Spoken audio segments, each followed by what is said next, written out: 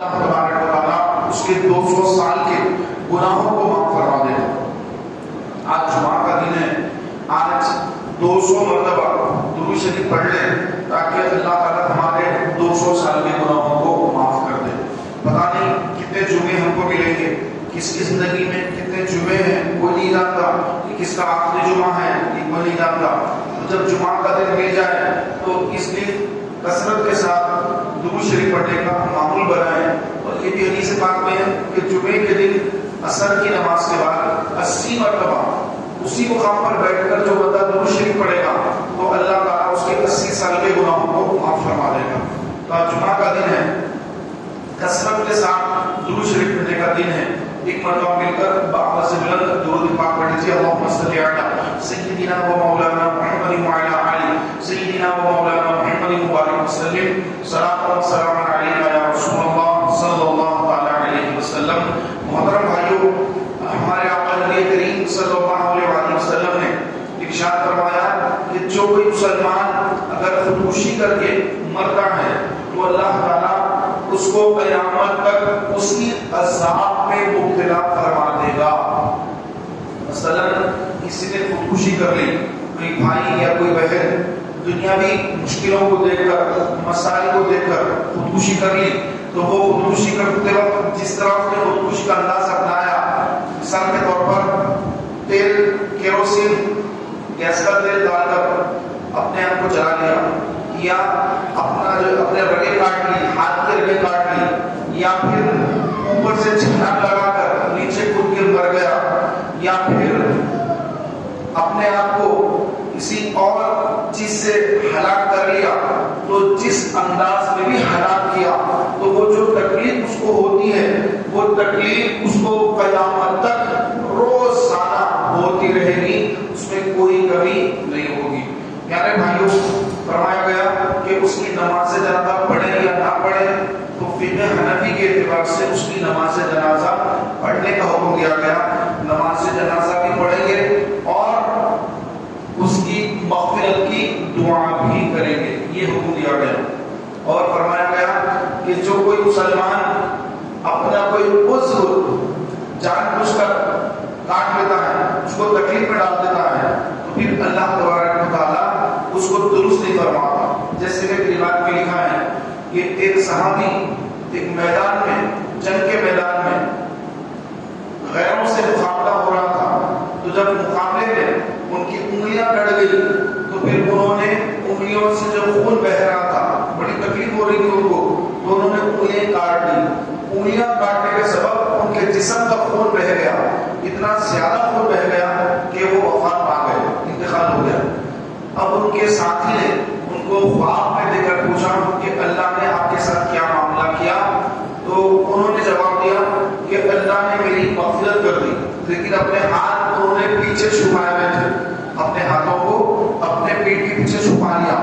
تو پھر خواب دیکھنے کے بعد نے پوچھا کہ آپ نے اپنے ہاتھوں کو پیچھے کیوں چھپا لیا؟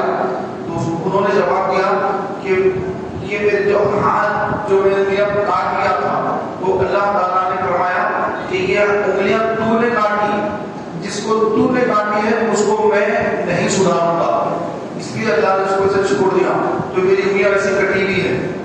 پھر انہوں نے رسول کریم صلی اللہ علیہ وسلم کی بارگاہ میں اپنا خواب بیان کیا اور اس کے بعد عرض کی، یا رسول اللہ صلی اللہ علیہ وسلم، آپ میرے اس دوست کے لیے جو آپ کے صحابی ہیں ان کے لیے آپ دعا فرما دیں کہ اللہ ان کی انگلیوں کو درست کر دے۔ تو نبی کریم صلی اللہ علیہ وسلم نے دعا فرمائی کہ اے اللہ میرے فلاں صحابی کے ہاتھ کی انگلیوں کو تو اپنی رحمت سے درست فرما دے۔ تو الحمدللہ پھر دوسرے دن انہوں نے خواب دیکھا اور اپنے اس ساتھی کو خواب میں دیکھا کہ جن کے ہاتھوں کو اللہ نے درست نہیں فرمایا تھا، لیکن اب رسول پاک علیہ السلام کی دعا کی برکت سے اللہ نے ان کے ہاتھوں کو درست فرما دیا۔ تو میرے پیارے بھائیوں، کہ ہم کوئی اپنے جسم کو تکلیف نہیں پہنچا سکتے۔ حکم شرع یہ نہیں کہ آپ جو اپنے سینے کو مار رہے ہیں، خون بہا رہے ہیں، سر پہ مار رہے ہیں، خون بہا رہے ہیں۔ جیسے محرم کا مہینہ آتا ہے تو بعض حضرات جو شیعہ ہوتے ہیں، اہل تشیع ہوتے ہیں، رات وہ حضرات اپنے جو ہے چھوٹے بچوں کو بھی ماتم کرواتے ہیں، خونی ماتم کرواتے ہیں، جو حرام ہے۔ اسلام کے اندر اپنے آپ کو تکلیف دینا، اپنے آپ کو ایذا پہنچانا حرام ہے، کیونکہ یہ جسم اللہ نے دیا ہے اور اس کو تکلیف پہنچانے کا بندوں کو حق نہیں۔ اگر کوئی بندہ اپنے آپ پر ظلم کرتا ہے، اپنے آپ کو مار لیتا ہے، اپنی آنکھ پھوڑ لیتا ہے، اپنے ہاتھ پیر کاٹ لیتا ہے، تو پھر اللہ تبارک و تعالیٰ اس کو درست نہیں فرماتا، پھر وہ اسی حال میں رکھے گا آخرت میں۔ تو لہذا ایسا کوئی کام جس سے شریعت نے منع کیا ہے اگر وہ بندہ کام کرے گا تو پھر آخرت میں اس کے لیے دردناک عذاب ہے۔ تو یہ پوری کی پوری جان لے لینا، خودکشی کر لینا، یہ سب حرام ہے اور یہ بہت بڑا کبیرہ گناہ ہے۔ اگر انسان کو مشکلیں آئے، مصیبتیں آئے، تکلیفیں آئے تو اس کا حل یہ نہیں کہ آپ جا کے خودکشی کر لیں۔ ہر مسئلے کا حل موجود ہوتا ہے، بات چیت کے ذریعے ہر مسئلے کا حل نکل آتا ہے۔ آپ کو کوئی تکلیف ہے، کسی سے کوئی مسئلہ ہے، آپ بیٹھیں، بات چیت کریں، مسئلہ حل کریں، لیکن یہ نہیں کہ میں خودکشی کر لوں گا۔ تو یہ خودکشی کرنے والے اکثر علم دین سے دور ہوتے ہیں، جن کے پاس علم دین نہ ہو، دینی ماحول سے جو دور ہوتے ہیں، جو علماء کے صحبتوں سے دور ہوتے ہیں، دینی ماحول سے دور ہوتے ہیں اور دینی کتب کا مطالعہ نہیں کرتے، قرآن نہیں پڑھتے، حدیث مبارکہ نہیں پڑھتے، فقہ کتابیں نہیں پڑھتے، نہ علماء سے مسائل پوچھتے ہیں، بلکہ جمعے کے دن آ کر 2 رکعت نماز پڑھ کے جو غائب ہوتے ہیں تو جمعے کے دن نظر آتے ہیں۔ اکثر ایسے ہی لوگ یہ اپنے آپ کو خودکشی کر کے ہلاک کر لیتے ہیں۔ دنیا میں بھی ان کی بڑی رسوائیاں ہوتی ہیں اور قبر کے اندر بھی ان کو کوئی سکون وغیرہ نصیب نہیں ہوتا ہے، چونکہ انہوں نے اپنے آپ کو قتل کر لیا، اپنے آپ کو مار لیا، تو اب قیامت تک ان کو قبر میں عذاب ہوتا رہے گا۔ پھر دوسرے جو گناہ ہیں، مثلا نماز نہ پڑھنے کا گناہ، جھوٹ بولنے کا گناہ، ماں باپ کی نافرمانی کرنے کا گناہ، حرام مال کمانے کا گناہ، وہ سب وہ گناہ الگ ہے، اس کے عذابات الگ ہیں۔ یہ جو خودکشی کر لی، یہ خودکشی کا جو عذاب ہے، یہ عذاب الگ سے اس کو ہوتا رہے گا۔ تو لہذا میرے پیارے بھائیوں، جب بھی کوئی دنیا میں کوئی ایسی مشکل آئے، مصیبت آئے، پریشانی آئے، تو پھر انسان اور فکر کرے کہ اللہ نے قرآن پاک میں یہ بھی فرمایا ان اللہ مع الصابرین، کہ بے شک مت کرو، مسلمان ہو شک مت کرو کہ بے شک اللہ صبر والوں کے ساتھ ہے۔ بے صبری کے ساتھ اللہ نہیں ہے۔ اللہ کس کے ساتھ ہے؟ اللہ صبر والے کے ساتھ ہے۔ اور صبر کب کرتا ہے بندہ؟ جب نعمتیں کھا رہا ہے تو صبر کرتا ہے؟ نہیں، صبر تب کرتا ہے جب اس کو تکلیف پہنچتی ہے، جب اس کو کوئی بیماری پہنچتی ہے، جب کسی کی طرف سے زیادتی ہوتی ہے، جب اس کو کوئی آفت آتی ہے، جب حادثہ ہوتا ہے، جب کوئی اس کے گھر میں کسی کا انتقال ہو جاتا ہے، اس کا دل صدمے سے دوچار ہوتا ہے، اس کا عزیز اس سے چھوٹ جاتا ہے، مال تلف ہو جاتا ہے، الغرض کسی قسم کا مالی یا جانی جسمانی کوئی قسم کا نقصان پہنچتا ہے، تبھی اس کو صبر کرنا پڑتا ہے۔ ورنہ جب بندہ مزے میں ہے، آرام سے زندگی گزار رہا ہے، وہ صبر کی حاجت نہیں ہے، وہ تو مزے کر رہا ہے۔ تو صبر کرتا کبھی بندہ صبر کرتا اس وقت جب تکلیف پہنچتی ہے، تو اسی وقت صبر کرنے کا حکم ہے۔ بعد میں تو صبر آ جاتا ہے، والد کا انتقال ہو گیا، دل صدمے سے دوچار ہو گیا کہ آپ میرے ابا گزر گئے، دل رو رہا ہے، انسان رو رہا ہے۔ کتنے دن روئے گا؟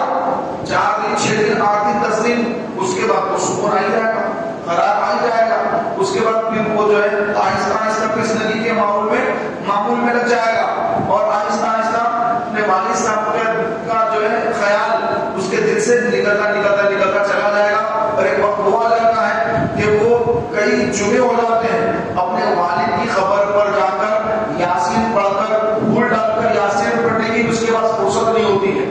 یہ اس کا حل ہوتا ہے بعد میں۔ پہلے تو یہ ہوتا ہے کہ بس رو رہا ہے، لیکن بعد میں صبر آ جاتا ہے۔ تو میرے پیارے بھائیوں، جب کوئی تکلیف پہنچے، اپنوں سے، غیروں سے، کسی سے کوئی تکلیف پہنچتی ہے، تو اس وقت اس آیت کو یاد کرنا ہے، ان اللہ مع الصابرین، بے شک اللہ صبر والوں کے ساتھ ہے۔ جب بندہ صبر کرتا ہے تو اللہ اس کے ساتھ ہو جاتا ہے، اور اللہ جس کے ساتھ ہوتا ہے پھر اس کو کامیابی یقینی ملتی ہے۔ وہ دنیا میں بھی کامیاب ہوتا ہے اور آخرت میں جب حساب و کتاب ہوگا اس ٹائم بھی وہ کامیاب ہوگا. کیوں؟ کیونکہ اللہ اس کے ساتھ ہے. تو میرے پیارے بھائیوں، کسی چیز کا حل غصہ یا جذبات میں آ کر کوئی قدم اٹھا لینا یہ کسی چیز کا حل نہیں ہوتا ہے. حل یہ ہوتا ہے کہ انسان اپنے آپ پر کنٹرول کر لے، کچھ صبر کر لے کہ مجھے اس وقت پہ صبر کرنا ہے. اور آقا السلام نے فرمایا کہ جب انسان کو کوئی غصے والی بات سنائی دے تو غصہ یہ شیطان کی طرف سے ہے. کہ آپ کو کسی نے کچھ کہہ دیا، آپ کو غصہ آیا، آتا ہے غصہ، لیکن اب اس کے بدلے میں کرنا کیا ہے؟ شیطان کو وسوسہ دلانا ہے کہ غصے میں ہے. حدیث پاک میں کہ جب انسان غصے میں ہوتا ہے تو شیطان ایک گیند کی طرح اس کے ساتھ کھیلتا ہے. جیسے بچے گیند کھیلتے ہیں، بال کھیلتے ہیں، فٹ بال کھیلتے ہیں بچے، تو ایک سب بچہ گیند کھیلتا ہے. تو اس طرح غصے کے وقت انسان کے ساتھ شیطان کھیلواڑ کرتا ہے، کھیلتا ہے اس کے ساتھ. اس کو کیا کروں اس کے ساتھ؟ یہ غصے میں ہر کام کر گزرے گا. اس کو یہ یاد دلا دو، یہ یاد دلا دو، یہ یاد دلا دو. میاں بیوی میں جھگڑا ہو گیا، اب آ گیا شیطان اور آ کر کہنے لگا کہ اب اس کو طلاق بول دے، اس کو 3 طلاق بول دے.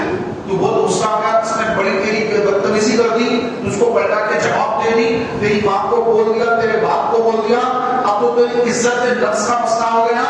اب تو خاموش دیکھ رہا ہے، ٹھہرا ہوا ہے، ارے فوراً اس کو 3 طلاق دے دے. شیطان کی بات کر رہا ہوگا. اس کا سبب وہ نہیں ہے کہ آپ اٹھا کر فوراً اس سے جا کر طلاق دے دیں یا کسی کو اٹھا کر مار پیٹ شروع کر دیں کہ اس نے میرے ساتھ ایسا کیا. نہیں، آپ پہلے دیکھیں کہ معاملہ ہے کیا، اپنے آپ کو پرسکون کر لیں. آتا ہے غصہ، اسی وقت آپ کو صبر کرنا ہے کہ مجھے غصہ آ رہا ہے کیا. آپ نے سامنے فرمایا جب تمہیں غصہ آئے تو تم اس کو، یہ غصہ شیطان کی طرف سے ہے اور شیطان آگ کا ہے اور آگ پانی سے ٹھنڈی ہوتی ہے. تو لہذا جب غصہ آئے پانی پی لیا جائے، غصہ آئے بیٹھ جائیں، غصہ آئے بیٹھے ہوئے ہیں، غصہ آ گیا بیٹھک میں غصہ آ گیا لیٹ جائیں، زمین سے چمٹ جائیں، اس سے غصہ ختم ہو جاتا ہے. لیکن اگر غصے میں جذبات میں آ کر بندہ کوئی کام کر لیتا ہے کہ مجھے ایسا کہہ دیا اب میں خودکشی کر لوں گا، آپ کے خودکشی کرنے سے مسئلہ حل ہوگا؟ بالکل نہیں ہوگا. آپ مسئلے میں پڑ جائیں گے، آپ کو روز آپ کو تکلیف ہوتی رہے گی اور اللہ کا سخت عذاب قیامت کے دن ہوگا. یہ تو مسئلے کا حل نہیں ہوا. مسئلے کا تو نہیں کہ آپ عافیت میں رہیں. مسئلہ جب آ گیا تو اپنے آپ کو اپنے سیو کرنا ہے، اپنے آپ کو بچانا ہے. سب سے پہلے اپنے آپ کی سیفٹی کرنا ہے. اور قرآن فرما رہا ہے کہ ان اللہ مع الصابرین، اللہ صبر والوں کے ساتھ ہے. تو آپ اپنے آپ کو بچانا ہے تو سب سے پہلے آپ اپنے آپ کے ساتھ میں اللہ کو ملا لیں. سامنے والا کس کو ملانا، ملانے نہیں دیجیے آپ. ارے وہ پہلوان کو ملا لیا، یہ پہلوان کو ملا لیا، یہ لیڈر صاحب کو ملا دیا، وہ فلاں صاحب کو ملا دیا. جتوں کو ملانا ملانے دیجیے، آپ اللہ کو ملا لیجیے اپنے ساتھ. اور اس کا طریقہ اللہ نے بتا دیا، ان اللہ مع الصابرین، بے شک اللہ صبر والوں کے ساتھ ہے. آپ صبر کریں، سامنے والے کے ساتھ بڑی سے بڑی طاقت کیوں نہ ہو، آپ کے ساتھ اللہ کی طاقت ہے، آپ کے ساتھ اللہ کی طاقت ہے. اور اللہ کی طاقت کے سامنے کسی کی طاقت نہیں.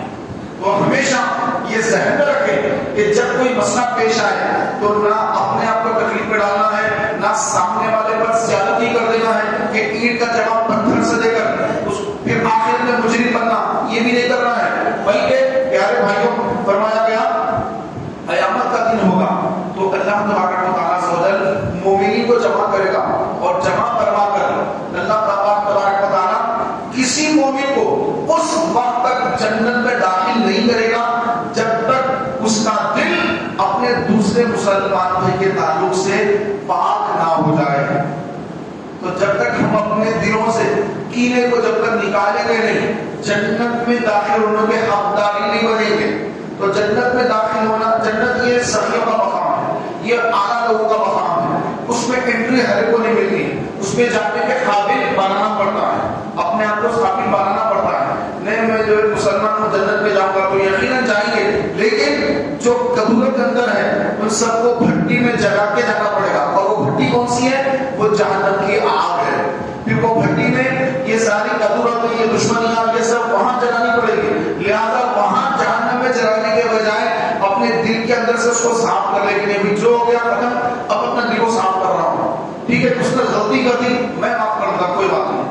تو اللہ تبارک و تعالیٰ میدان محشر میں آپس میں مسلمانوں سے صلح کرائے گا میں ایک دوسرے کی صلح کروائے گا اور صلح کروا کر دونوں کو داخل جنت فرمائے گا.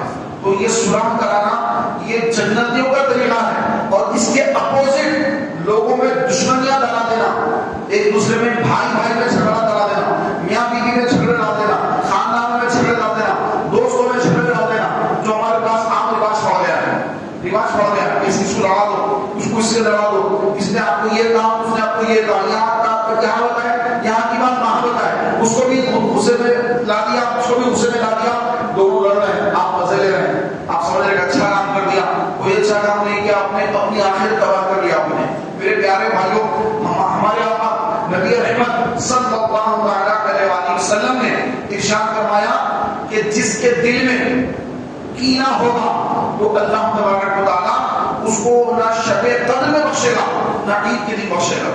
تو ایک کینہ کس کو کہتے ہیں کہ مسلمان بھائی کے تعلق سے دل میں دشمنی کو رکھنا, یہ کینہ کہلاتا ہے. اگر آپ کو کسی کو کوئی بات بری لگے, آپ اس کو کلیئر کر دیں کہ بھائی آپ نے ایسا کہا تھا تو یہ کیا ہے, اس کے تعلق سے آپ پوچھ لیں, بات کو کلیئر کر دیں اور بات کو ختم کر دیں.